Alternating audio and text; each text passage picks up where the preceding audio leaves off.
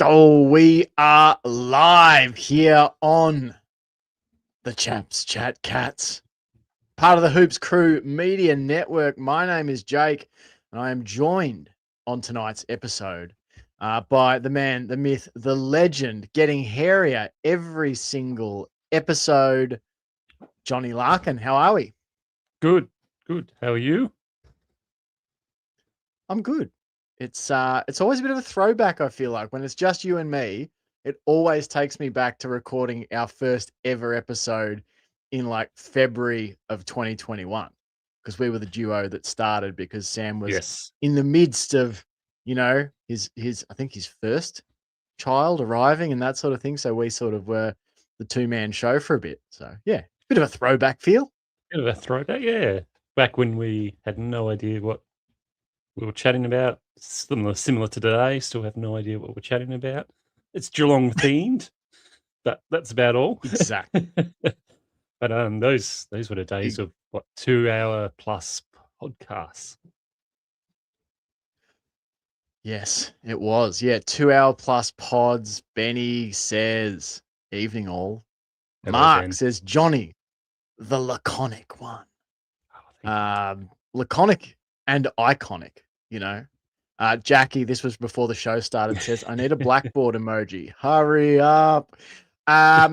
Big Stick Combat has already popped a question in. We will answer that at the back end of the show, I reckon. It's sort of, we're going to do a bit of Q&A. So if you've got some questions that you want to ask, pop them in the chat. Anything you want us to talk about that we don't get to in the podcast, you can start dropping them now and I will star them as we go. That'd be the stars Johnny. of the show. Yes. That's right. They are the stars of the show. And hit the like button. If you're watching, hit the like button, hit the follow button if you're not already followed up. All right. Got to say, before we jump into conversation proper, a big Hoops Crew Media network thank you to our sponsor, Cyril Cook Florist. You can visit them, shop 1211 Leather Street in Breakwater. You can phone them up on 035 222 2244. You can visit them at www.cyrilcookflorist.com.au.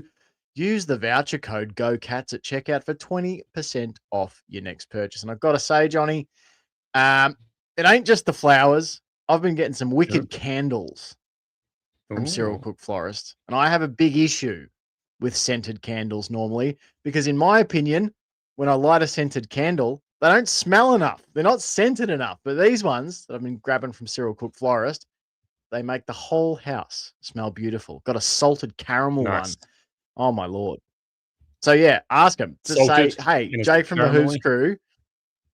Oh, it smelled like I was cooking beautiful pancakes or something every time I opened the door and came back inside the house. Delicious. So, yeah, ask Cyril Cook to say, hey, Jake from the Hoops Crew said you got these candles. Go from there. All right. Thank you for their sponsorship. Let's jump into some chats, Johnny, because we've got a lot to get to over the next hour and a bit. A little bit of news to start us off with, and that is that Gryan Miers is likely going to miss the opening round of the season. A thumb injury here for Miers, so it's likely to rule him out from the game against the Suns. A few stats for you, Johnny. He played in 22 of 24 games for the Cats last year. If you stretch that back to the flag year, Miers has played in 94 of a possible 99 matches. Now, the Cats are 3-2 without him. That includes losses to the Swans in 2022 during Buddy's 1,000-goal game, and a loss last year to Carlton. But the wins were over Essendon in 2022, against Collingwood in 2022, a brilliant fourth quarter comeback by the Cats in that game, and then last year's win against Collingwood, that 3-point win. So the 5 matches that Miers has missed, the Cats are 3-2. Stengle's ruled out already, Johnny. The Cats are hopeful Jeremy Cameron will be available, but that's a group of players. They accounted for 136 goals and 59 goal assists for the Cats in 2025. What are your thoughts here, Johnny? If we're going in with a potential worst case scenario, worst case, inverted Yep. commas, of no Miers, no Stengle, no Cameron. What are your thoughts here? I think the Stengle one we can cover fairly well with like the small fault. Like he's still a big out, obviously. Stengle's big out. Sure. But I think we can probably cover that position a lot more easier than Miers or Cameron. Like Cameron's obviously Jeremy Cameron, superstar, absolute freak of the player, can play anywhere. He's one of those players that he just can't replace, but he can get those players that can come in and play a role that he normally would play, like play one role, like in the full forward, wing, whatever. We'll find someone. But yeah, Gryan Miers, I think Gryan Miers is one of those unique players that you can't really replace him with anyone either. Sort of like Jeremy Cameron, he's got that really unique kicking style that's so precise and deadly. He's also pretty good at getting the goal.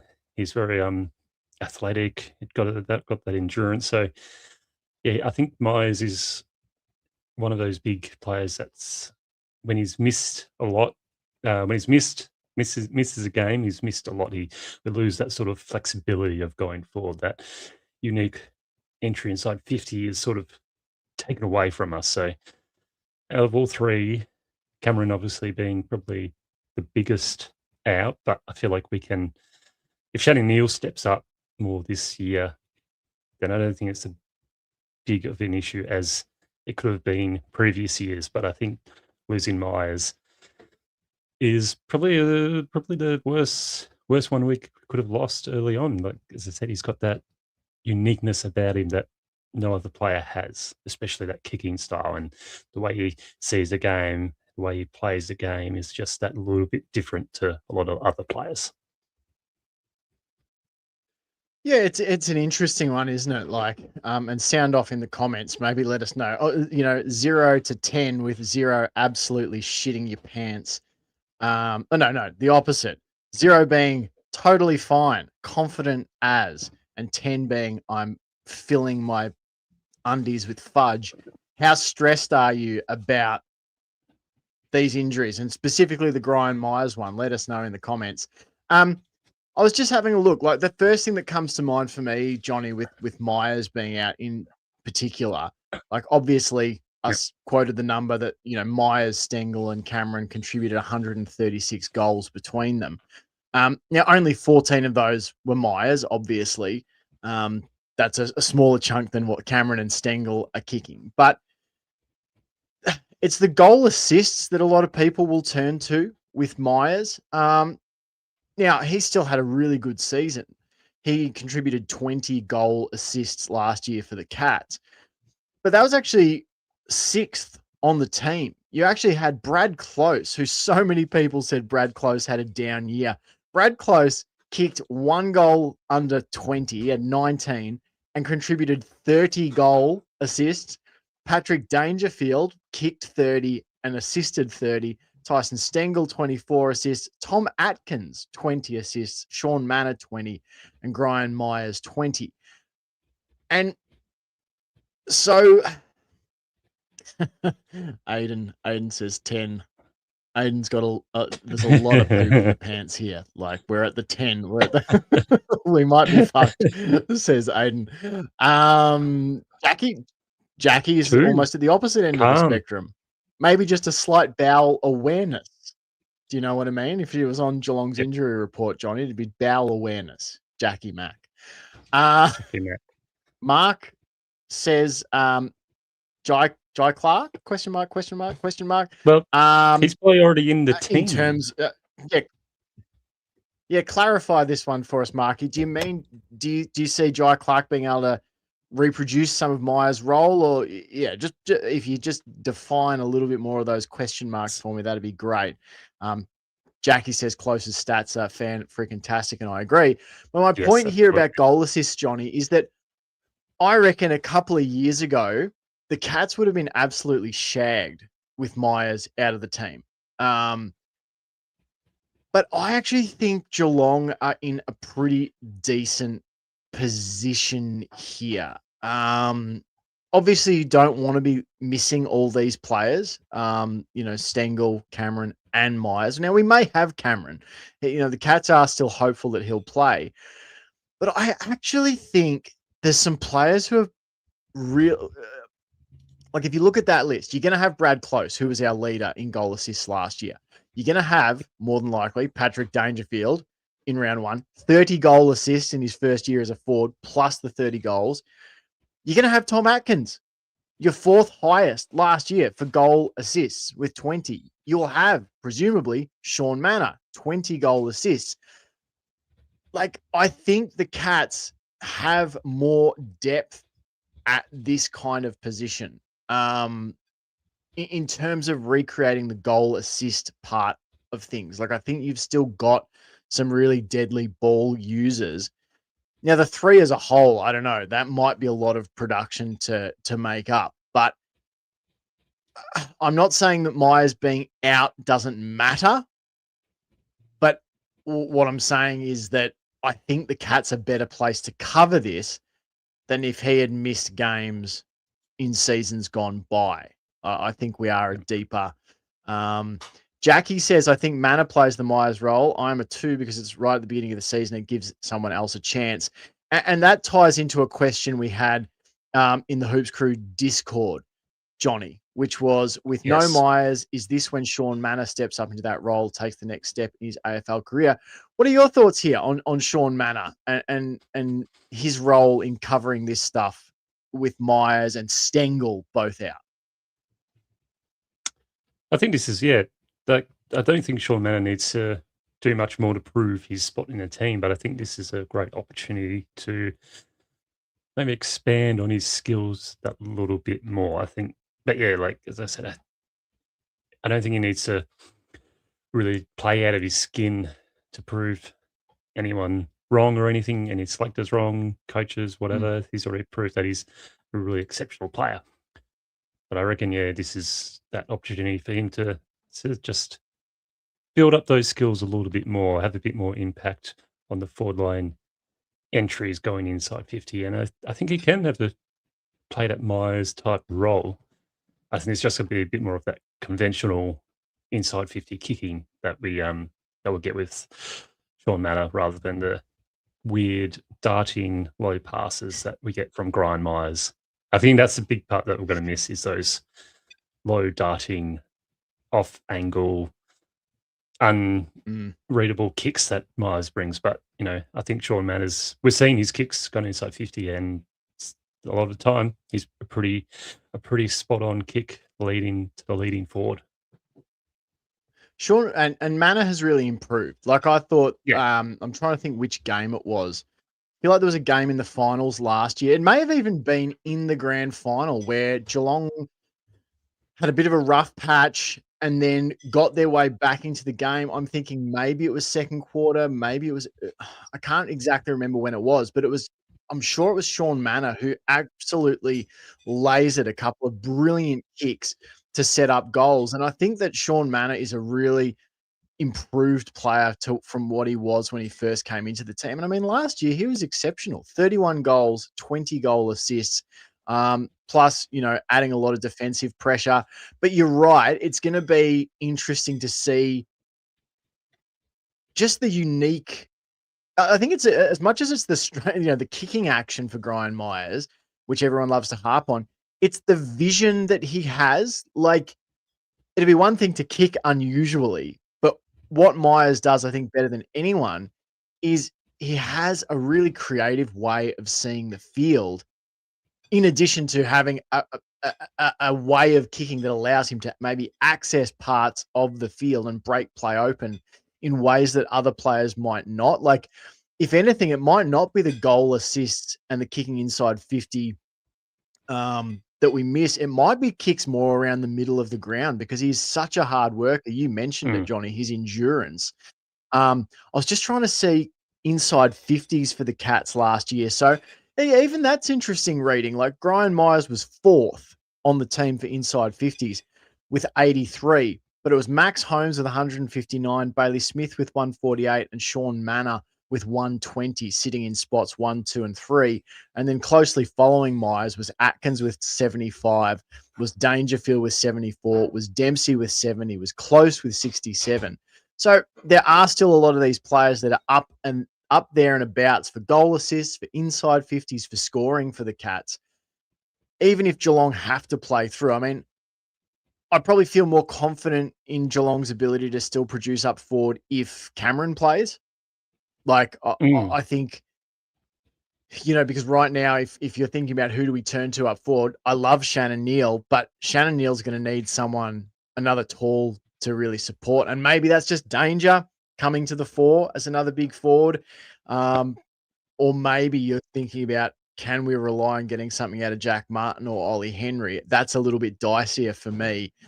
Whereas if you've got Neale and Cameron and Danger, and maybe you bring in Ollie Henry or something, I feel like I'm a bit more comfortable with that. So Jez is the one I'm sweating on a bit, Johnny, if I'm being totally honest. Yeah, that's fair. He's a big one to sweat on, absolutely. Yeah, he's one of those players that said you can't really replace what Jeremy Cameron does. We just got to find a way to fill the holes he's going to leave behind all over the ground, which, hopefully we have Martin, Ollie Henry. Ollie Henry can step up. Jack Martin can come in. But those two can help fill a couple of holes. But yeah, if we don't have Cameron, then that's when we need Shannon Neale to really step up. I think we said it earlier, I think this is a big year a while ago for Shannon Neale. Like, this is one of those years where he's really got to start putting his presence on the game, because he's got a presence. He's just got to start imposing it around the ground and in that forward line. I think for game one against Gold Coast, no Jeremy Cameron possibly, I think that'll be a perfect spot to start.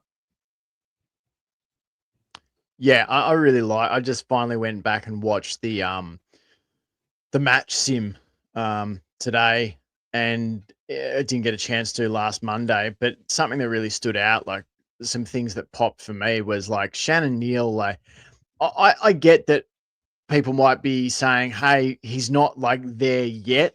He's not the spearhead yet."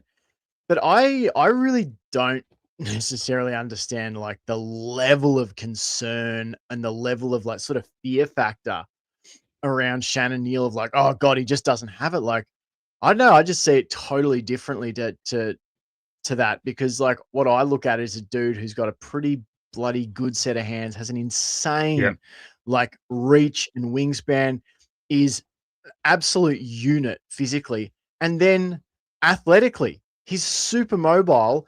I don't know if you saw the goal where he faked the Hawthorn defender outside 50, took off and ran, and then slotted the goal. I really like his set shot routine. I think that's something that Jay Polkinghorne needs to work on. Polkinghorne, I think, has a lot of promise, but I think he's really got to refine his set shot routine before he's going to be a consistent goal kicker at AFL level. But yeah, Shannon Neale. And the other one that stuck out to me was Atkins' use inside 50. I don't think it gets talked about nearly enough how good Tom Atkins has become kicking the ball inside 50. He's an absolute gun. He has become such a good, well-rounded player. It's kind of insane. Jackie says Neale failed against Harris Andrews like most forwards. Time to break even this year. Yeah, absolutely. Yeah. Like that was a big. You're going against the best defender. I think he's the best one-on-one defender in the league, in my opinion. He would have to be. I haven't seen. Yeah, I think he's the number one. And so Neale that's the challenge, isn't it? Said that, yeah. Harris Andrews is kryptonite. I'm pretty sure he said that last year. So he's definitely keen to get one over Harris Andrews, and if you can at some point this year, that'll be fantastic. But also, I think he just needs to work on getting them eyes on the ball when he goes for a mark and slotting goals, and making defenders afraid of what he's going to do when he's going for a mark. Like, you sort of want him to hurt some bodies when he's going for marks, not be afraid. He's got a bigger body than most defenders in the game. and he's just got to learn how to use it. Like Tom Hawkins, like he's very similar to Tom Hawkins in the way he's developing, and I think he's still not sure how to use his body. That what it felt like the last couple of years. He's still learning what can he do with this massive body of his. Yeah, exactly. You sort of learn to trust over time that, hey, I'm the big monster that can throw myself into the pack, and other people should be worried about me. But yeah, no, I like how he's developing, and what I would say too on the stuff about like, oh, Harris Andrews is my kryptonite and that sort of thing, and people saying, oh, he doesn't do very well against Harris Andrews and the Lions. It's like, yeah. I hate to break it to you, but there were lots of players who had their worst games of the season for the Cats against the Brisbane Lions. I wouldn't say our stoppage situation midfielders necessarily had their best games of the year against the Lions. You know, I wouldn't say all of our defenders had their best games against the Lions. Like the Brisbane Lions are exceptional team. So it's funny, like it really fits a narrative, I suppose, around Shannon Neale because Harris Andrews shut him down. But there were lots of other Brisbane Lions who played much better than their direct opponents for Geelong at different times throughout the year. So I think to focus just on Shannon Neale having a hard time is a little bit narrow-minded for mine. Yeah. But all right, that allows us, Johnny, to now pivot into the pre-season game. I'm not using all these corpo sponsor names for everything. You know, it's a preseason game. I don't need to be told that it's the such and such community series or the, just, I don't know. It's all nonsense.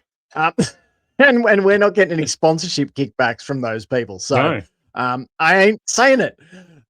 So yes, we have a preseason game against the Blues. And remember, after we talk about this preseason game, if you've got any questions, drop them in the comments because we want to get to them before the end of the show. We will obviously answer relevant questions to the topic at hand, but like during conversation. But yeah, if you've got other stuff that you want us to talk about, drop it in the comments. So Johnny, we've got Carlton at 7:10 p.m. Wednesday night. This is Geelong's last preseason hit out. Gone are the days of the NAB Cup, John, where there was something to play for, a tournament, a cup to play for. Fond memories of the 2006 nighttime flag for the Cats. But this is the last hit out for them. We've got some players who are probably likely to miss, I would say. I mean, I'm assuming Gryan Miers won't play. I'm assuming Tyson Stengle won't play. I'm assuming Jeremy Cameron won't play. Jack Martin, the last I read on the Cats website was that he was training with the VFL on Monday of the match sim and then was set to return to senior training this week. Now, whether that means he'll be in line for selection, I don't know. They hadn't dropped selection when I last looked, but maybe they have since. And we won't see Toby Conway or Keaton Matafai-Forbes either. But we should see Larko. We should see Lawson Humphreys, Patrick Dangerfield, Tom Stewart, Max Holmes, Bailey Smith, and Mark Blixarves. He missed the match sim due to a low-grade ankle sprain, but has been tipped to return v Carlton. Do you have anything off the bat, Johnny, that you want to see from this match sim? And if people in the comments have anything they want to see from this game, drop it in the comments. But yeah, what are you sort of wanting to see here in our last rehearsal before the season? Last rehearsal, what I just want to see pretty much what we sort of got from that match sim, like a bit more intensity in the game, obviously before the season proper starts, but not too much. I don't think we need to take this too seriously. And also, I think I want to see the young guys, the young players, really try and put their best foot forward to show how they've grown, how they're developing over the last few years. With a lot of players set to miss round one, I think this is a game where they can really show that they're ready to step into the senior team round one. And I think it's going to be big for Polkinghorne, obviously. Mitchell Edwards in the ruck, be a big moment for him to try and get in there with Reece Stanley, Shannon Neal. I think this is a good opportunity for him again to kick another 4+ goals, use his body. Sean Manor, see if he can cover that Gryan Miers role as well. And who else? There was other one, Hoffman, I think, was talked a bit about. Lennox Hoffman, yep. Lennox Hoffman. Yeah, I think it's these young guys. This is the opportunity that they may not get many of during this season, that they need to put their best foot forward now, like they did in the match sim, and really impress the coaching staff. So I think we've got to look out for those players mainly and see how they go in another game, and see if they can prove that they can be selected round one. Yeah. Jackie Mack says, agree with Johnny. I want to see the kids, Polk, Lenny, obviously Joey, referring to Joey Pike. And I've got to say, we discussed this, Jackie and I, in the Hoops Crew Discord. I said either the commentators were getting the name wrong, or Joe Pike has entirely transformed his physique in the space of one off season. And as it turned out, he has totally. What a glow up for big Joey Pike. Like, very svelte. He's certainly, is svelte the right word? I don't know. But anyway, my point being, he looks lean and mean. Like, he was always big and bulky, like a powerful athlete, but probably lacked a bit of athleticism last year. Not so this year. He has really trimmed up the machine and looks ready to launch. I think, mainly in the VFL. Joe Pike, if anyone hasn't watched, was recruited to the Cats as a ruck / forward. I think he probably would have been deployed as the second choice VFL ruck behind Reece Stanley if everyone was healthy last year. If Toby Conway was healthy and playing AFL, then I think Stanley probably would have been playing lead ruck in the twos and coaching people like Mitch Edwards and Joe Pike. But as it turned out, Joe Pike had to play basically every game last year as the number one ruck in the VFL. So it was a steep learning curve, but I think he'll be better for it. And it looks like, physically, athletically, he looks like he's going to be a much more difficult operator to deal with for opposition ruckmen and defenders this year. So, very excited also to see Joey Pike. Lennox Hoffman was good. He was really good. I thought he read the ball well. Couple of great spoil efforts, some good tackling, some nice marks. I think for the most part, his kicking was pretty good. There was one who absolutely shanked it off the outside of his boot out on the full, but that was an isolated incident. So I think Hoffman has made a lot of progress. And Jay Polkinghorne, I think, shows a lot. As I said just before in the Shannon Neal section of the discussion, that I think Polkinghorne needs to work on his set shot routine. I think that it's not quite in sync. It's not quite on rhythm. And I think that will impact his goal behind ratio. So I think he's got to work on that. But I think more so than some others, I think Polkinghorne, if he has a really good, preseason game, like maybe he does get a look against the Suns, or maybe he's that like next man up. I suppose with an extended bench, Johnny, maybe they would think about giving him a look. I certainly think he's more of a chance to play than some of these other guys, but he's still got work to do, I think, to become a consistent starter. I think that's pretty obvious. Absolutely. So youngsters, Mitch Edwards in the ruck, John. I need to see some more Mitch Edwards in the ruck, because I watched all of Mitch Edwards' work at the Cats the last 2 years in the VFL, which, he hasn't played a ton of games. He's had some injury issues, Geelong having ruck issues. Surprise, surprise. But there's been a lot of hype this offseason about Mitch Edwards, and like the Cats are talking him up, in their training reports, and the players, when they're interviewed, are talking about, Mitch Edwards has improved so much. Ben from, our own channel has been down to watch training and has glowing things to say about Mitch Edwards, and people in the chat have been blowing up about Mitch Edwards. And I'm not trying to be anti Mitch Edwards, but I need to see it, folks. Like I'm yet to look at Mitch Edwards and go, there's our ruck solution in 2026. You know, like I think we're going to see a lot of Reece Stanley if Reece Stanley's healthy. And if Reece Stanley's not healthy, I think we're going to see a lot of Mark Blixarves in the ruck. Mitch Edwards, I think, has so much talent, so much potential, but I thought that was something that stood out to me, Johnny, was I thought Sam de Koning and Geelong's other rucks really got pretty massively out-rucked by Hawthorn's, was it Ned Reeves and Lloyd Meek in the game on the weekend? So look, I the way I look at players, Johnny, it's always a slice in time. Like last week, the slice in time that I was looking at Mitch Edwards was like, I'm not seeing a player that's going to be an answer for Geelong in the ruck this season. Maybe moving forward, there's a possibility.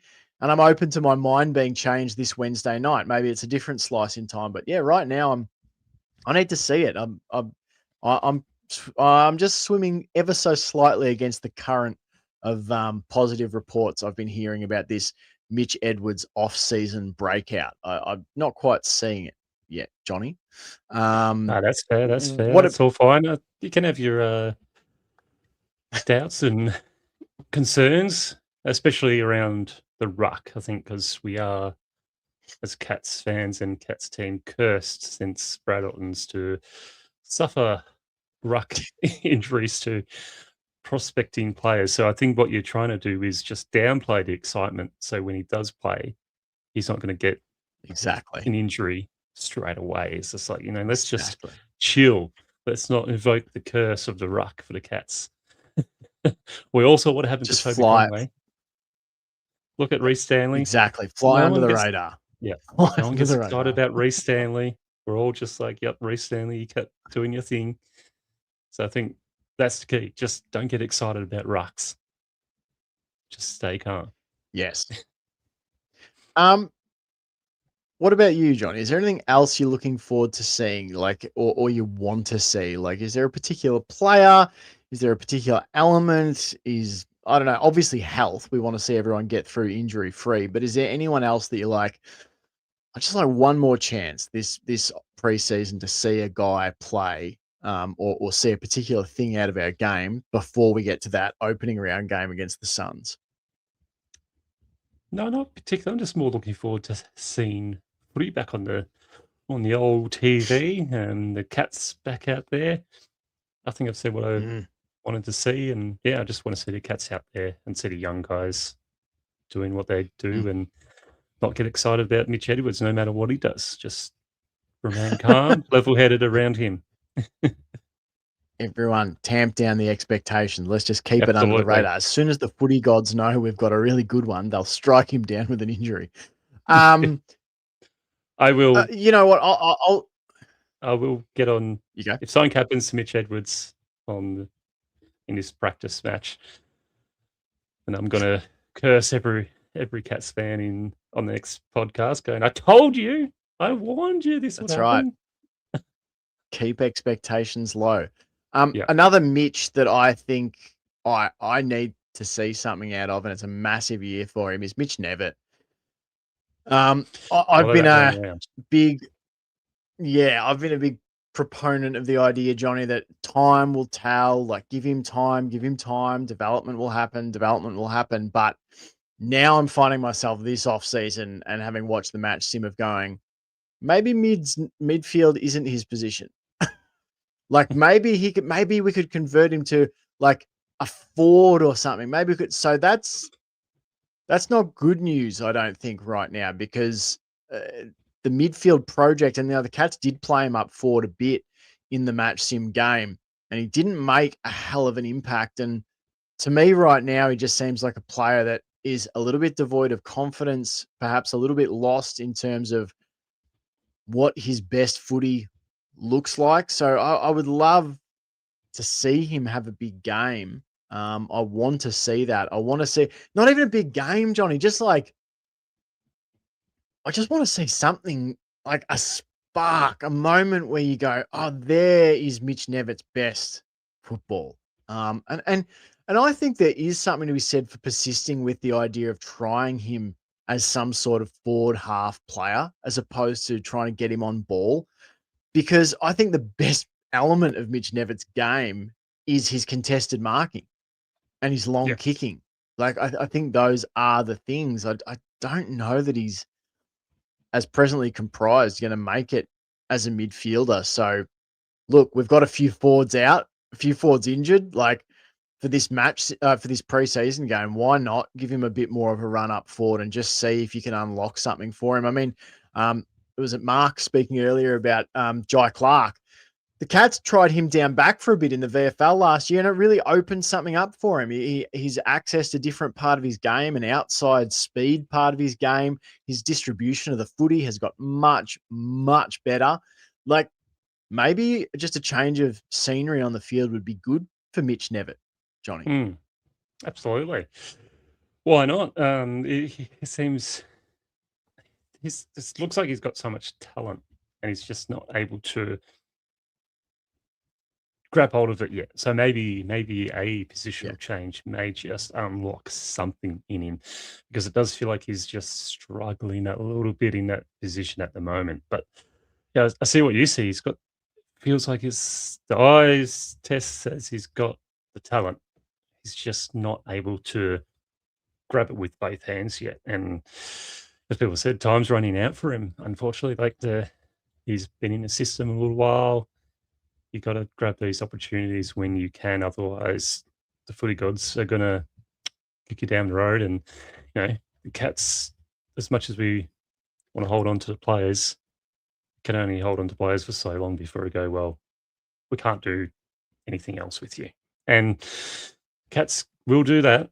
Don't worry. They will tell a player what needs to be done. Otherwise, they're out the door. So I Mm. think Mitch Edwards, not Mitch Nevitt knows exactly what he needs to do. And I feel like he's trying. He just can't grasp it yet for whatever reason. Hopefully, this is a breakout year for him and he can show us his skills, because I think we've seen it in patches, but we need to see it whole games and throughout a season. So, yeah, maybe positional change will unlock that ingredient that he needs. Yeah, and he had sort of a cruel season last year in that he actually started really well. He played the first game against Fremantle. He had 21 touches, 11 tackles, 4 clearances, won 11 contested possessions, 10 uncontested. Like, that was his best performance, and it sort of just never happened after that. He had injury, obviously. And yeah, he just never got back into the team. He just never got back to that form, even at VFL level. Like, I think he was probably a lucky case where if he didn't have a year to run on his deal, which 2026 is the final year of his contract, like, I think he would have been one of those guys delisted probably, or at the very least, re-rookied, like your George Stevens and Keaton Matafai-Forbes. Like, I think if Nevitt's career had been like contract had been done at the end of last year, I think he would have had to jump back on the list via the same situation that Stevens and Matafai-Forbes had, if at all. I think this is a massive, massive year for him. I think it's time to prove it or move on to another opportunity. I think that's how the Cats will view it as well. I think that's about all my thoughts there, Johnny. So let's turn over to some questions. We had a question from Big Stick Combat, who said, the question, what does Warple add? Depth, an advantage for injuries. Big Stick Combat sort of answered his own question here, but do you agree with that, Johnny? Depth with Mitch Warple? Yeah, Did I say Mitch Warple? definitely. What have I said? James Warple? James It's like Warple. Mitch Warple. Mitch on the brain. Mitch is on the mind. Just so 99 everyone knows, problems, and Mitch is Cats, one. all Cats players have changed their name to Mitch now. So we've got Mitch Cameron, Mitch Neal. That's right. You wouldn't want to be a But do you commentator agree with this? commentating a team of Mitches. Just a big bunch of Mitches. Yeah. Do you think Warple? It's a. What are your thoughts on It's Warple it and the addition? Like, is it just a depth thing? Do definitely you think he adds talent? I think it's definitely a depth thing at the moment. I can't really say on talent just yet because, we don't watch many of his previous teams' games except when they play against the Cats. So, he's one of best and fairest there. He's obviously got some talent, some skill. So I'm still waiting to see when, we get into season proper to see how he plays and see what he adds. Is he going to be another um, Smith edition? Is he just going to come in, do something really awesome, get the crowd, the fans on his side, and he's going to become really integral? No, that'll be absolute best case scenario. But at the moment, I think it's just a bit of the depth thing of he's just going to add that depth that we need, especially with, Patrick Dangerfield not going to be, maybe not playing as much midfield, but definitely less game time, less games throughout the year. I'm just guessing, but I think Warple just adds that little bit more depth. So we'll see what happens. He may surprise every single Cats fan, and hopefully he does. But for me at the moment, is just that adding a little bit more depth to that midfield. Yeah, and like you look at his stats, career, he's averaged a tick under 22 touches per game, roughly a goal every 3 games, 4.5 tackles, tick over 4.5 clearances. He wins about 10 contested possessions and 12 uncontested possessions a game. So the way I looked at this, and I was really impressed with how he played in the match sim, particularly in the first half. I think Geelong have upgraded their list. Like a lot of people were saying, oh, we didn't get Rowan Marshall and we didn't get this and we didn't get that. And it was disappointing, obviously, to miss out on Marshall because he would have been nice support for Stanley and the young rucks. But what I would say is this is how Geelong get better, because you give a player like Ted Closey, you give a player like Mitch Hardy time. Can you prove yourself? Can you prove yourself? Multiple seasons in a row. No? Okay, then it's time for you to look elsewhere and it's time for us to bring someone in who has done it. If we drafted someone who turned into James Warple in 5 or 6 years' time, we would be over the moon with a player that we drafted developing into what James Warple is when he walks in the door. He's experienced. He's played nearly 150 games. The last 3 seasons, he's played 23 games, 25 games, 21 games. He's averaged, 4.5 clearances, 5 and a bit clearances, 6.5 clearances. He's averaged over 4 tackles and increasing every season for the last 3 years. So I think what I saw was we've added another player with a bit of grunt, with a bit of defensive pressure around the ball, which means Atkins has help. Atkins has help now. And I think James Warple will be a starter for Geelong from the start. I think he was traded in to be a first 23 player for the Cats. I don't think he's going to be a superstar at Geelong, but I think he's going to be another player to plug in and do a role. And I think he makes our team much better. That's my early projection on it. I think that it might not necessarily be what he does at an individual level that stands out every week statistically, but what he's going to do is open up opportunity for other people. It's going to improve the performance of other people. It allows us to rotate with a bit more depth through the midfield, a depth of quality. I think the floor of Geelong's midfield goes up when you consider that we now have James Warple in the side. We're not dropping back to, well, I guess we have to pick Ted Closey. I guess we have to chuck George Stevens in here. I guess, we've got injuries. We have to put Mitch Nevitt in. Fuck, we have to put Jai Clark in. James Warple is another level of competition for those guys, and I think he does make Geelong better from the moment he walks in the door. Absolutely. What other questions did we have? We talked about the one that JD offered. We answered Big Stick Combat's question. We had one from Jackie, and this one is potentially slightly more Jackie. long form in a way. I think this could definitely, if no one else has questions, it would definitely round us out for the rest of the pod, because Jackie's question is who are Geelong's A graders? And I know that this question came in response to someone like either Sam McClure or Kane Corns or someone putting out their list of A graders. Yeah.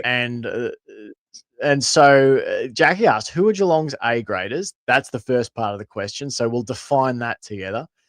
And if you've got thoughts on who those players are, chuck them in the comments. And then the second part will be, who do you think could be an A grader by the end of the season? So to define it, Johnny, you and I talked about this. We need a solid idea of what is an A grader. And I think for us, what we're going to define it in our conversation is an A grader in the AFL is a player who would be taken in as a starting 23 player at the majority of other clubs.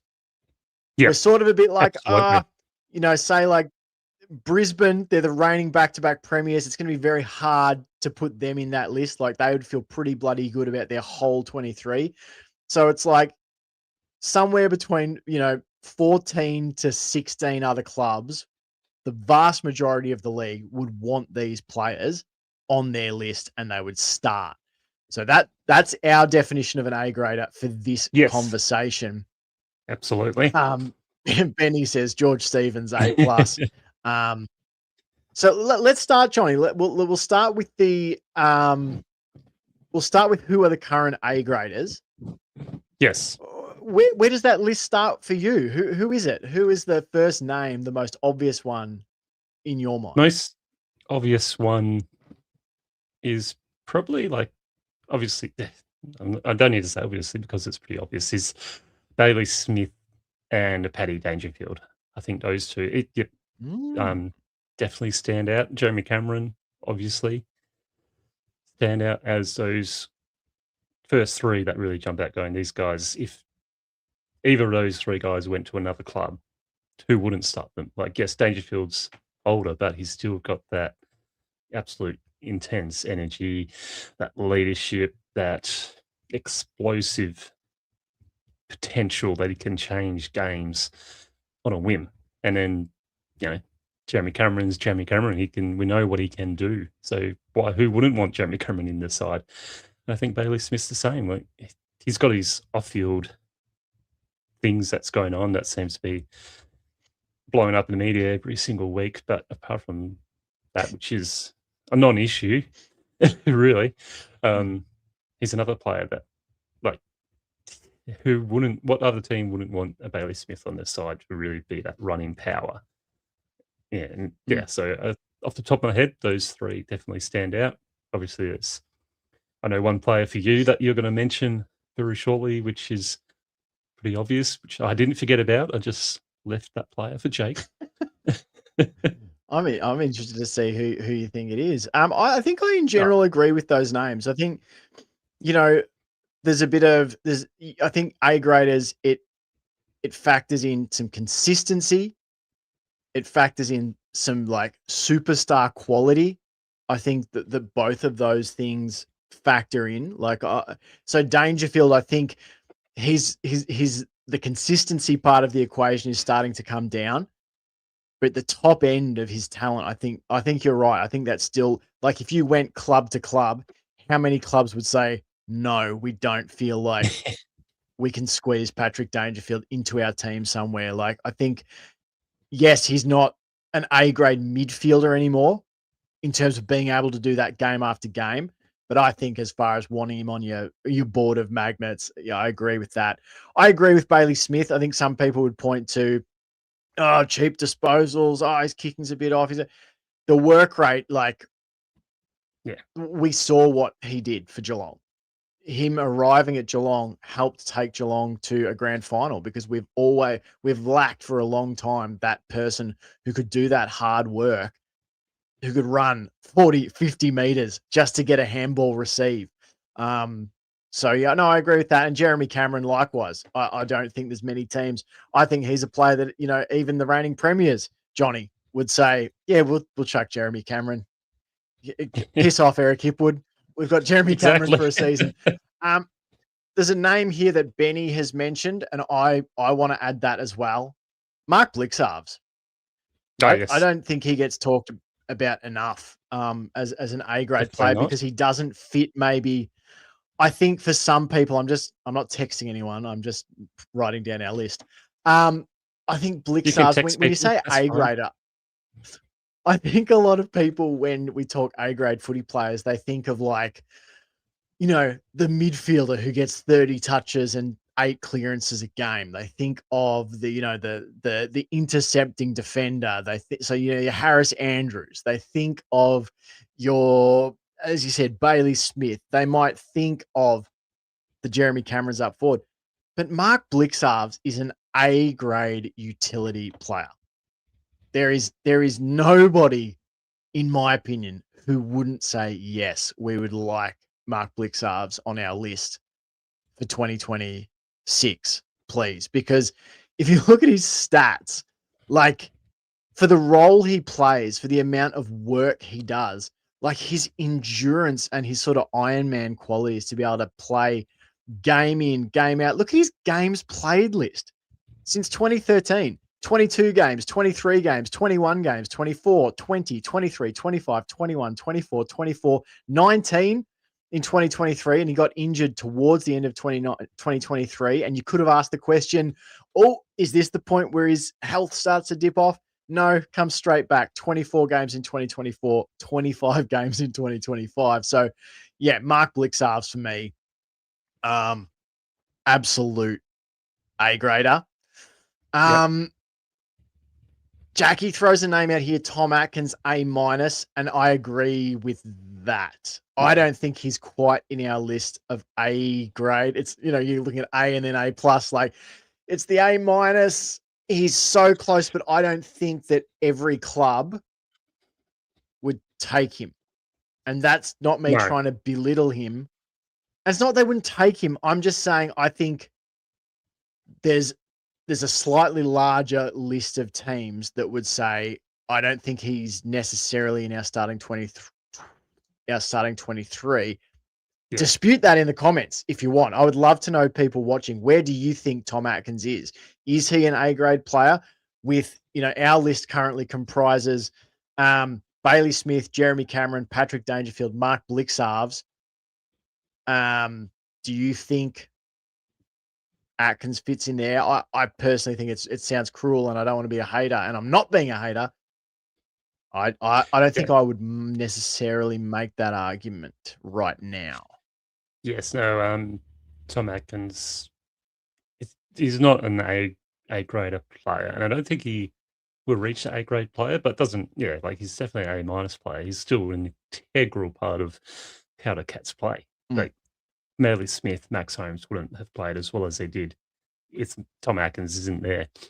Just means that I don't think there's, as you said, Jay, there wouldn't be a whole heap of clubs knocking down the Cats' door for Tom Atkins.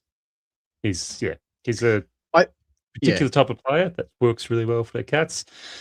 And he'll probably work with any other team, but I don't think there's one. I don't think he's going to be keen to move, and I don't think there's teams out there that are going to be eager to really grab him.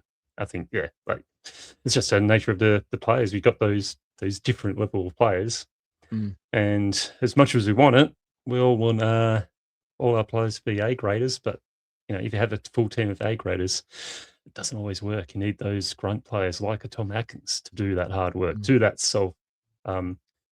selfless work, not get the plaudits, not get the recognition, not get the A-grade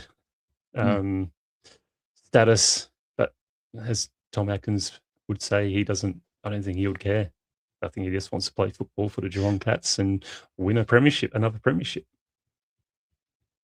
So interesting. Duncan has just popped a question in. I'd say Axe is more A-grade than Danger now. That's interesting. And I'd just add to that, Duncan. I think this is an interesting part of the conversation because, as we talked about earlier, like if you define A grade as walk into the starting 23 of any other team.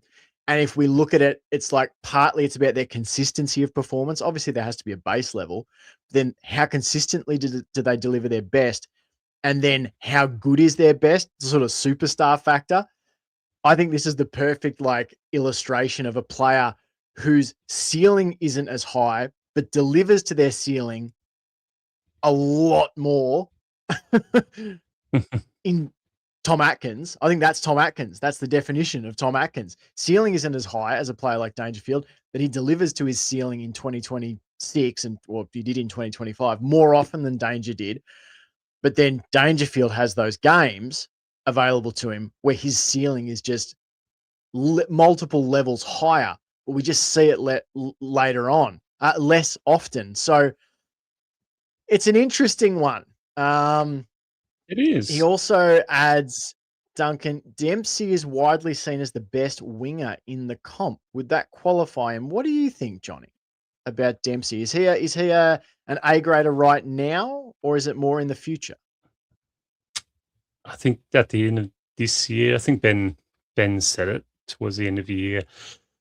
Yeah, Bailey Dempsey at the end of the season will definitely should be an A grader, if not probably seen by a few others as an A grader.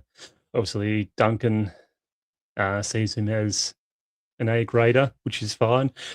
I think he's still got a little bit work to do to really be that A grade type player. I think he's an A minus at the moment. Like he's not far off. It's not far off. It's just kick a few more goals, take a few more spectacular marks, and that's about it, really. And then he will be arguably the best winger in the game. And I think he can reach that at some point during this season quite easily.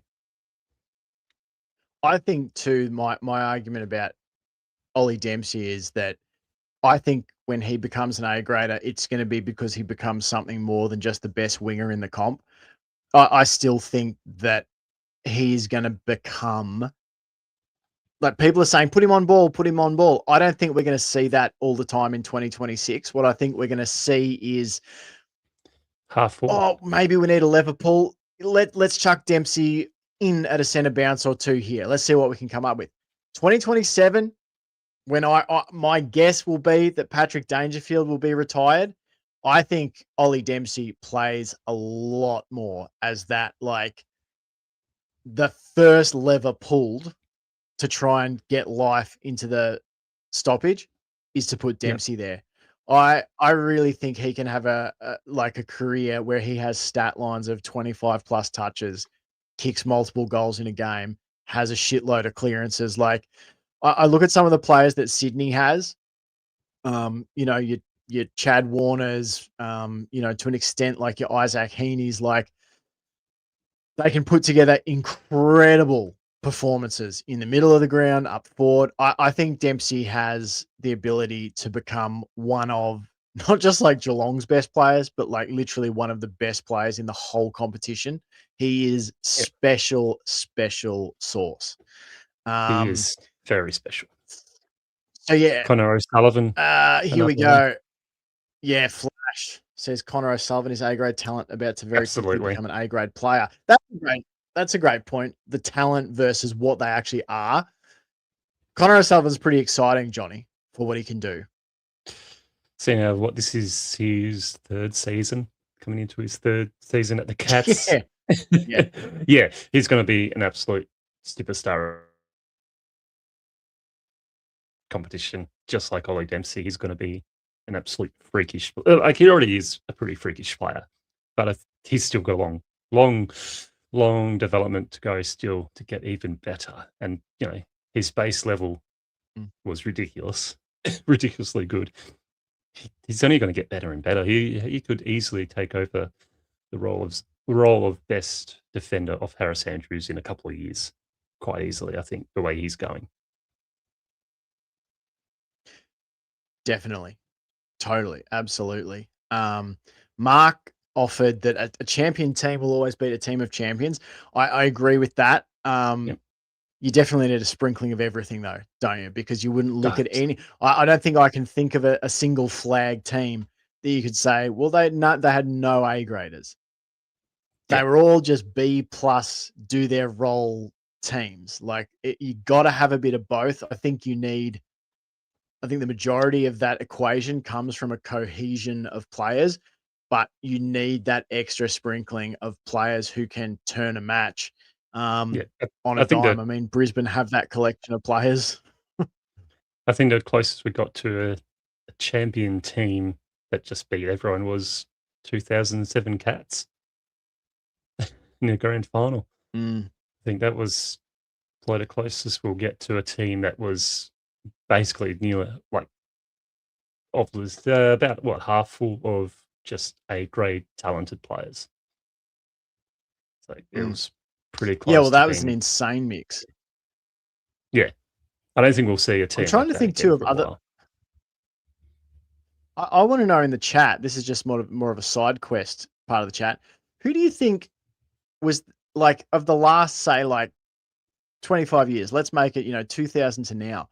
Which team do you think was the like pound for pound least talented premiership winner?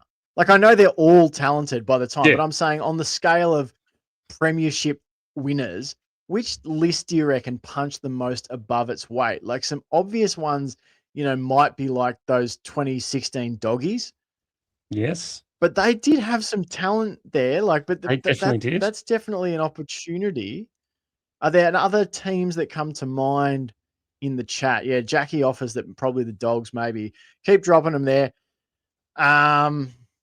West Coast 2018, Flash says, I think that's probably a decent shout as well. Those were certainly the two that stuck out to my mind. 2008 Hawks, Jackie says, God, don't mention the war, Jackie. What are you doing? Kick Jackie out. Get her out of the stream. Get him out. One sec. I think we need a Kata. I think we need a Kata cleanser here. We need a cleanser. There'd be 1,000 blossoms bloom. Oh, send her ourselves there. Thanks, Bob. Yeah. 20. All right. So I'm just back. So yeah, bring back bad memories. Flash says the other surprising player other teams really rate is Sean Manor. Yeah, I agree that they do rate him. I wouldn't put him in the list of A graders yet. I think he has capacity to grow. Is getting there. Do you want to move into the next phase then, Johnny, of looking at? Are we happy to say that these players? Here's one for the chat before we move on to next year. Is Tom Stewart an A grader for the Cats? Oh, because I'm sure that was the player Johnny was thinking I was going to talk about, right? I think he. I personally think he is. I think he is.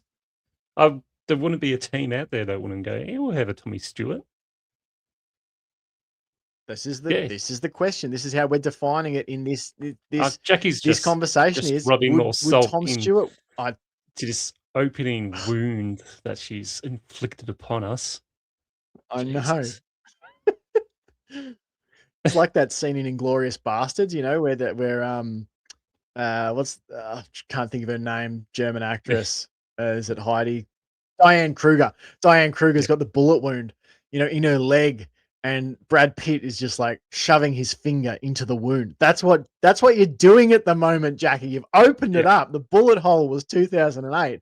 Now you're just jamming your grimy finger into the wound, saying that my man Tom Stewart isn't an A grader. We're not angry. What are we doing? We're just extremely disappointed, just disappointed and hurt and betrayed. Oh shit. Duncan says funny thing about Manor is the center third of the ground is that his party trick is so simple. Run straight lines and hit the contested zone at speed. Simple, but the timing is the skill. Yeah, I think he does have I think he does have good timing, the Shawnee Manor. Duncan, jeez. There's not only do we have Jackie shoving her fingers into the wound, now we've got Duncan, Stewie, B+. Jesus. Good God. What's happened to these people, Jake? You are standing in the Sistine Chapel of my football fandom, and you are just spraying pink spray paint onto the masterwork. Tom Stewart, mark my words, you are all going. And to be fair, I did ask for people's opinion on this topic, John. Yeah, that was meant to be So- supportive, not exactly. targeting It was a our rhetorical feelings. question. Our feelings were not meant to get hurt tonight. This is a good point here. Mark, gold star for Mark. As Stewart gets tagged by other teams, this definitely supports Johnny's claim. You don't tag a player who's not an A grader. Well done, Yes, you Mark. do, I agree. yeah. All right. Well, I'm vetoing the chat and putting Tom Stewart in our list of A graders because I think reports of his That- demise were greatly exaggerated last year. So cruel. Yeah. No, that's a good thing about running this podcast. We can just chuck everyone's opinions into trash and do what we want at the end of the day. What about you? I don't think Max Holmes is an A grader yet. Not yet. I think he's still got to work on that kicking inside 50. I still feel he hasn't got that direct kicking yet.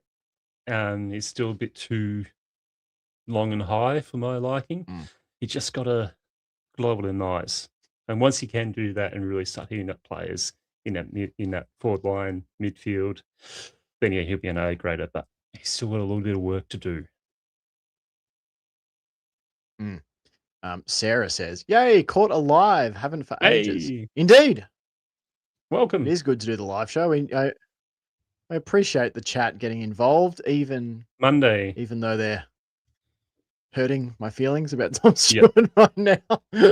As Duncan says, Monday you nights. cut me deep. You cut me real deep just now.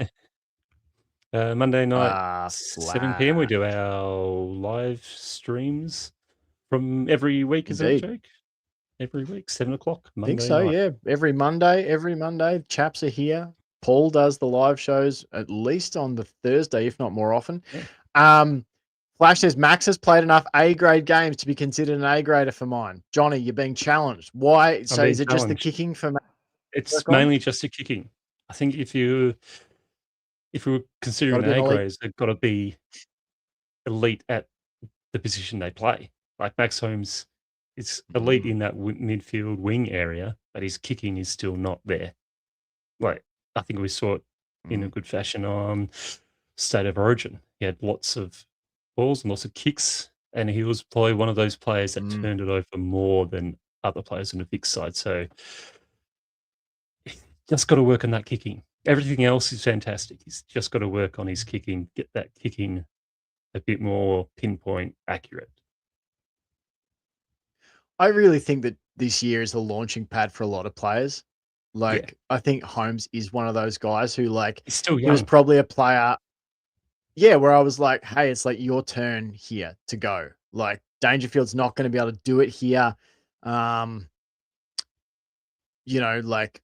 think, Flash is saying he's one of the best meters gained players in the league, burns them off and gets plenty of the ball. Yeah, look, I don't think you're saying Max Holmes is shit, but you're sort of saying he's like in an A- area about to launch to A for you, if he can clean up the kicking, I think is where we're at. I tend to agree.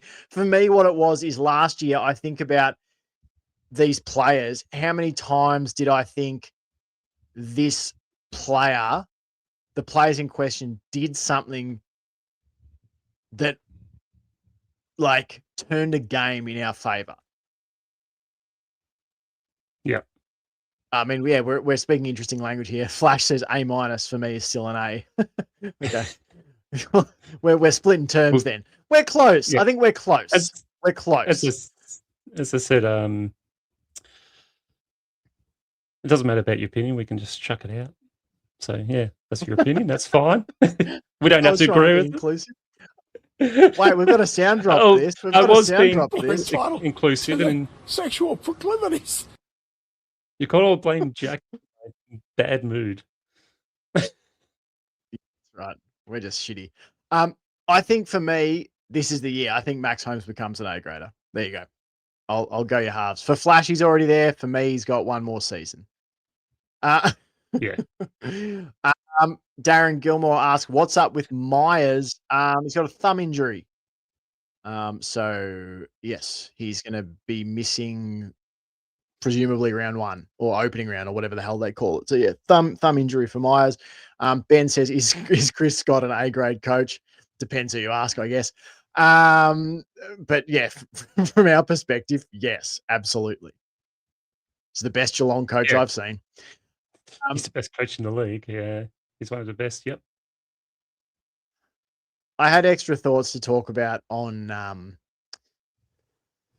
who was it? Holmes. But I honestly think I'm just going to move on from it. We're going to run along otherwise. It's going to be a long season ahead. Flash says, will the nose ring be the downfall of Blitz? Absolutely not. I'm sick of the hatred of Mark Blixarv's nose ring. Wear it, King. Put that snoz jewelry in. I liked it. Duncan says, I'm really interested in the midfield rotations this season. Who does and how do the youngsters get in there? Also forward line. Who do Ollie and the Polka get in for? I mean, for me, like Ollie and the Polka only get in if there's injury. Yeah. Midfield, I don't know. Midfield's interesting. Midfield, we're deeper than previous years. I think we're in a better position. There's been some growth from Stevens. I think the addition of Warple is good. That's good from that perspective. So let's get to the next part of the equation, Johnny, which is who are going to be the players who move into the A grade next year. By the end of this season, who are these players? Do you have an obvious one to get us started? Yeah. Max Holmes. Max Holmes. Yeah. Done. Yeah. All right. Max Holmes would be, we think, A grader. Yeah. Oh, Shadoo's in the chat. Hi, folks. Hope you're having a wonderful Monday night. Hello, Shadoo. I'm going to say Ollie Dempsey will be an A grader by 2027, end of 2026. Yeah, Lawson Humphreys, another good one. Darren is making the case for Polkinghorne to become an A grader. I'm not particularly there. Not for 2027. I don't know what happens down the track, but I think he's got a lot of potential.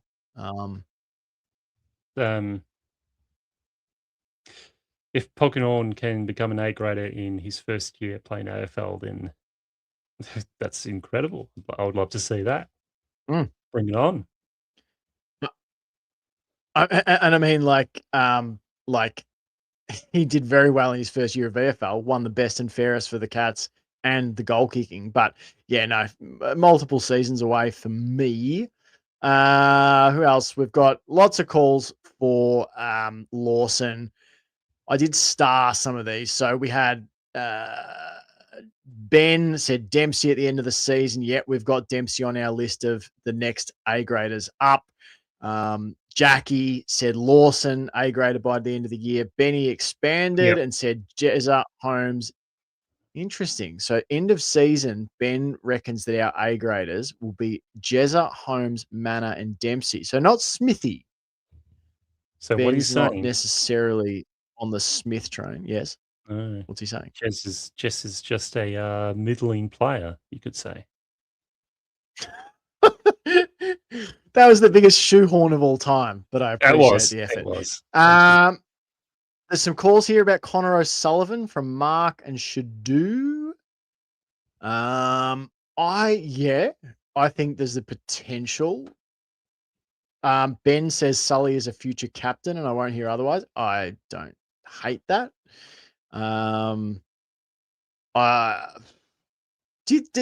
Chat. Chat, do you think the way that we as fans and media and podcasters look at this, like sometimes we can get a bit too focused on like midfield, and maybe it's important to think that A graders, like from all positions, so maybe Sully's a great call to be an A grade key defender by 2027.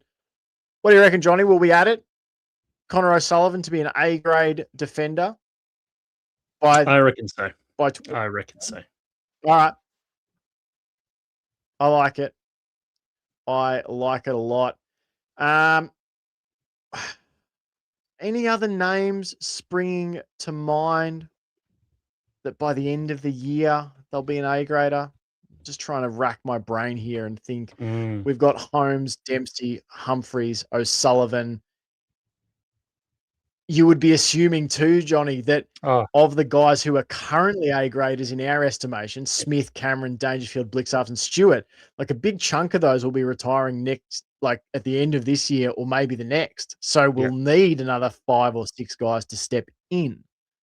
Yes. You've got another name? A grader. Yeah. Reece Stanley. Exactly. He goes beyond. He's a platinum grader, Reece Stanley.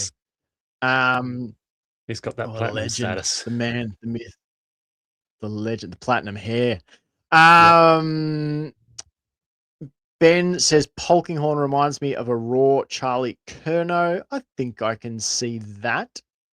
That's a good one. Johnny, here's one. Shadu says Tanner Bruin, breakout year. My question here is, do you think it's going to take Bruin a little bit to get back into the swing of things, or do you think he can come out and like the year away from footy is like it actually springboards him on the field where it's like I'm back to playing the game I love? Where do you see Tanner Bruin? Do you factor him big time into your calculations for the side? Not at the moment, but I reckon he definitely could have a breakout year. I just think it may take a few weeks for him to find the rhythm, because as you said, it's been a year. It was a pretty rough year for him as well. Like, he got dragged through the mud in every possible way, and still getting dragged through the mud by other fans and all that. So I think it will take him a little while, especially early on, with most likely other fans being wankers and most likely not being supportive of him or not believing that he's innocent now. So or being abusive, like it follows players. This it does. So like it's like the Adam Good stuff, mate. Like, we saw it with Bailey Smith. Crowds are very quick to latch on if they think they can boo, and you've got to move past it. So So I think it will take him a few weeks, but I do think he could have been in for a breakout year. Absolutely.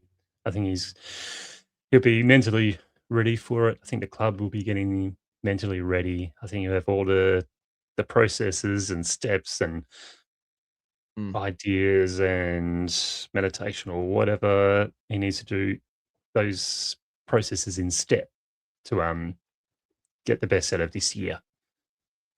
So I reckon he could. It's just going to take a little bit. Let's have a look. Duncan offers the thought, and this is actually a thought I had watching the match sim today, Duncan. He said, to be honest, I think Polka will play better in higher comps as he went okay as the main man in the twos, despite being built to be a second or third forward.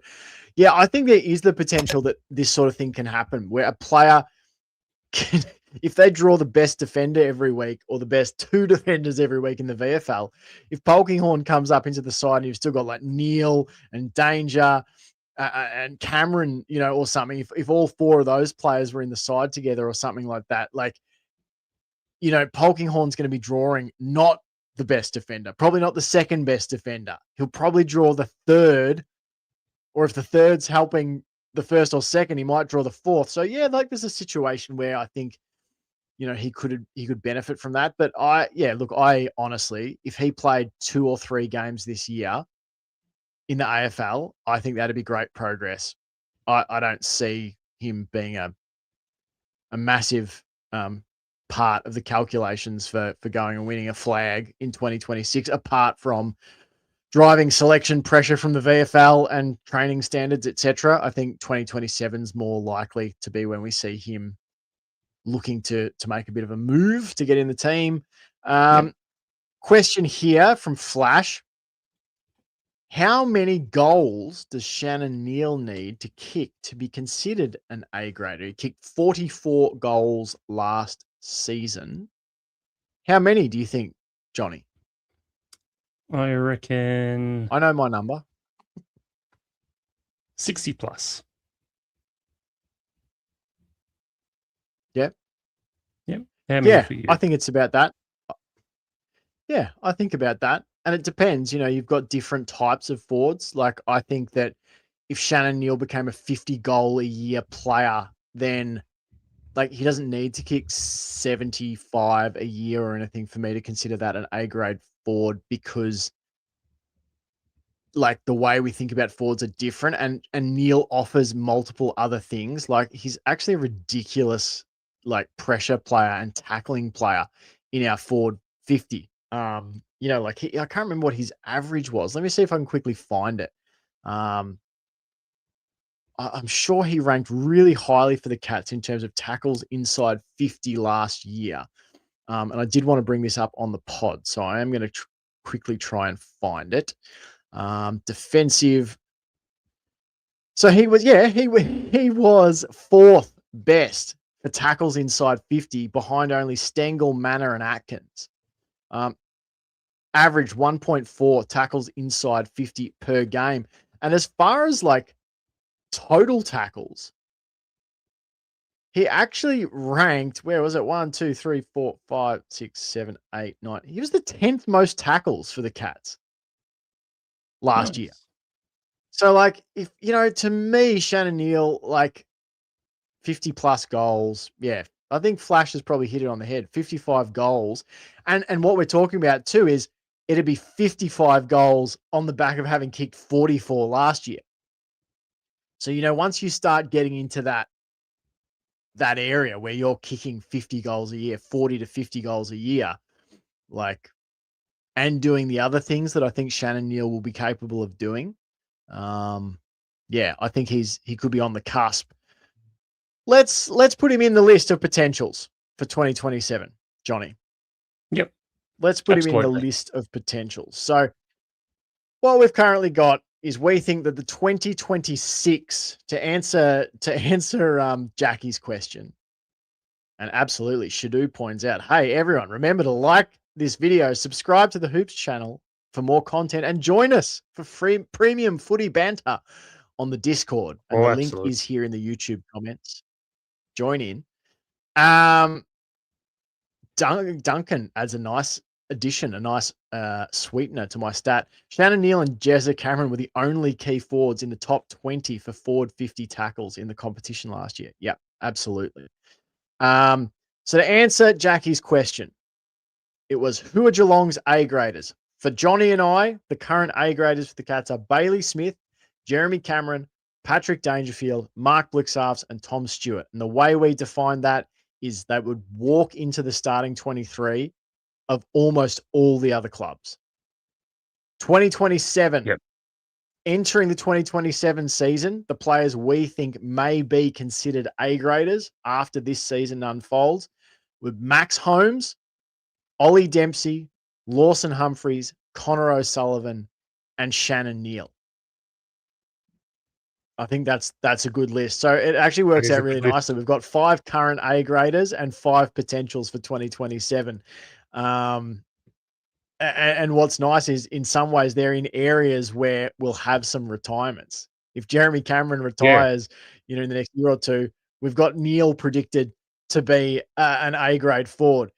If Stewart calls it a day in the next few seasons, we've got Connor O'Sullivan listed there as a potential, you know, A grade defender. You've got Max Holmes. When Dangerfield retires, that Max Holmes is speedy sort of mid, or Ollie Dempsey. So yes, it's very interesting. Very interesting. I don't know if anyone else has any. No other strong arguments came to mind for me of players who I think I would be like, oh yes, they're right on that cusp. Yeah. No, Well, the players who are on the cusp are probably players like Tom Atkins, Sean Manor, who probably they may be at their ceiling, maybe. Yeah. Pretty much. And I think yeah, it's time will tell. I think it's these young guys like Polkinghorne, Lex Hoffman, Barker. I think yeah, Barker, Ollie Henry, Hunter Holmes, all these other young guys. These are the guys that we want to see pushing their case for A grade credentials. Toby Conway.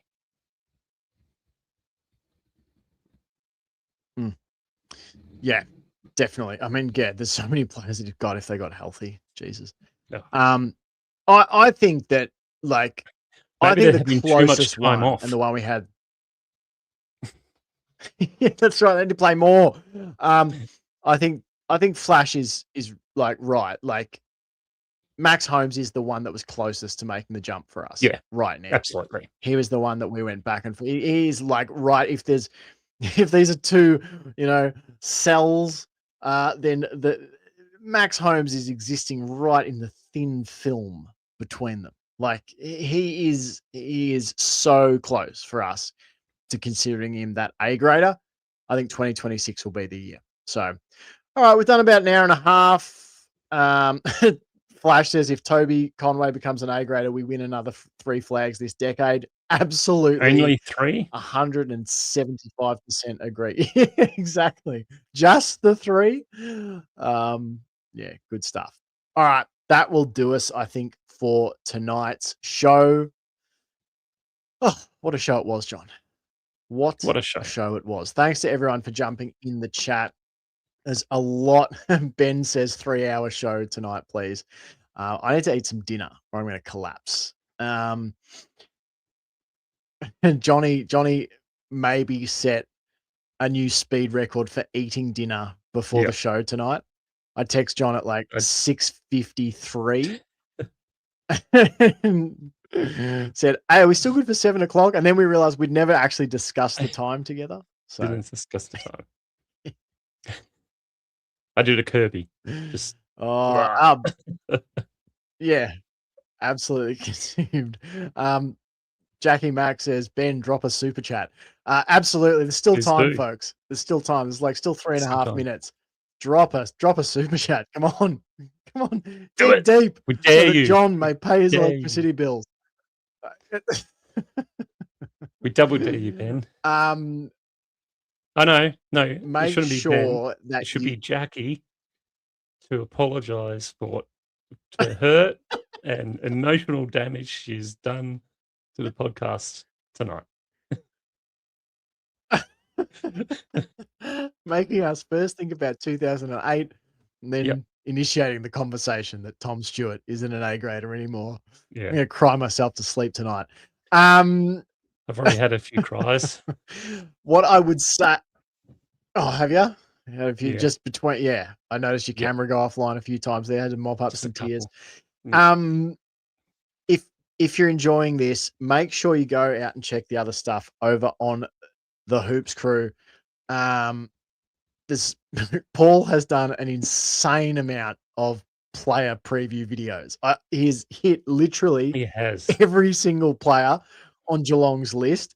I think it all concludes on Friday, I think, with Mark Blixarv. So make sure you go and check those out because he's put in an absolute power of work.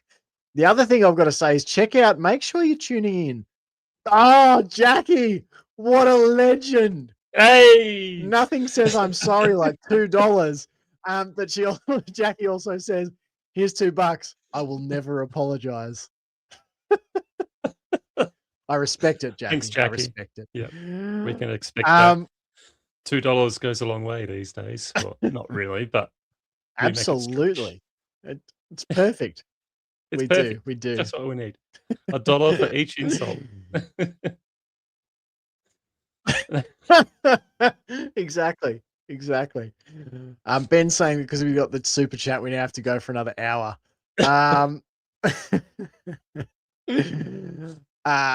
So yeah, no, what I was going to say about Ben, you got to check out Ben's tipping show this year.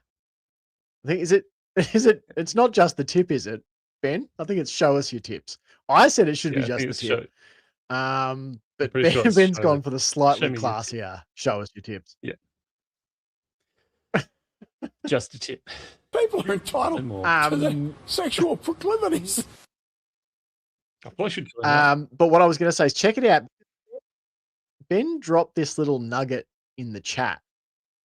So someone asked Ben of Show Us Your Tips fame, said, well, how did you go in the tipping last year? And Ben just casually dropped, oh, I was in the top 5 to 10%, but didn't really have enough time to take it seriously.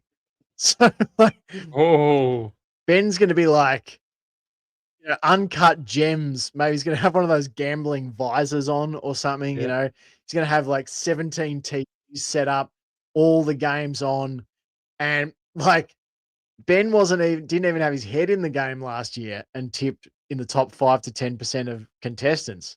Like, follow Ben's tipping show in 2026 because Yep. the man has the goods. Clearly playing with one hand behind his back last year and still Clearly, out tipping clearly. most Majority of us. there. That's right. So check that out. Check out. I know there's no Paul James live show on Thursday this week, but that will be rolling during the year. We are going to be back with our Stonks show. We're going to be telling you who to buy Stonks in 2026. So looking forward to that. The 14,000th Stonks extravaganza, the annual Stonks extravaganza. That will come either later in the week or early next week. But Monday, this is the date you've got to lock in for. Next Monday, the 2nd of March, we are having our all-in Hoops Crew season launch shows. Me, it will be Johnny, it will be Sambo, it will be Ben and Paul and all Janice together. Wu. Bit of a wanderlust shout out for anyone watches that movie. Great film. And then So it's yes, make sure you tune in for that one.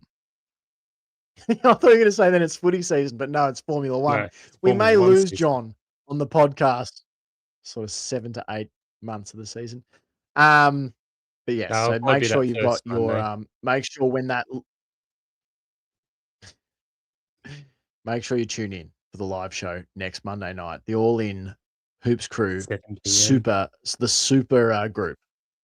Super It's like in the 90s when you had like, who was it? It was like members of Pearl Jam, Alice in Chains. I'm trying to think who else jumped in on that super group, and I'm trying to think what they were called. Anyone else remember the super group? Was it Mudhoney or something like that? I'm going to Google this. Who was the grunge super group band? Let's see. Who were they? Mother Love Bone, maybe? Mad Season.